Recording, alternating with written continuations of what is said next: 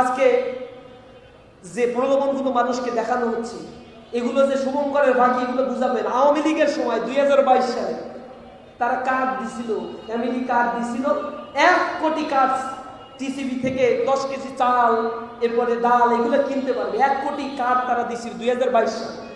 অব্যবস্থাপনার কারণে 38 লক্ষ কার্ড বাতিল করা হয়েছিল, যা এখনো চালু হয়নি। যে 62 লক্ষ কার্ড চালু রয়েছে, এই কার্ডগুলো কাদের কাছে গিয়েছিল এগুলা কি বলা লাগবে? সব ইউনিয়ন পর্যায় পর্যন্ত আওয়ামী লীগের লিডারদের কাছে এই কার্ড গিয়েছে। এই কার্ডগুলো তারা আবার বিক্রি করছে। টিসিবির পণ্য নেওয়ার জন্য যে টেন্ডার, যে টিসিবির ট্রাকগুলো, এগুলো সব তার দলকানা নেতা কর্মীদের মধ্যে ডিস্ট্রিবিউট করা হয়েছে।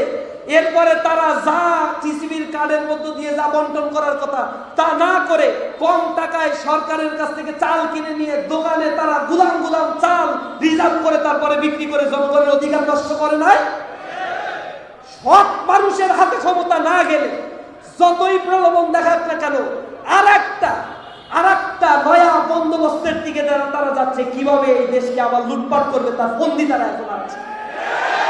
কার্ডের প্রলোভন নয়। আমরা তরুণ প্রজন্ম বলতে চাই, আমাদের বাংলাদেশে আমাদের চাকরির অধিকার আমরা চাই। তরুণ প্রজন্ম বলতে চাই, আমাদের জনশক্তিকে দক্ষ করে এ দেশের জন্য কর্মসংস্থানের ব্যবস্থা করতে হবে।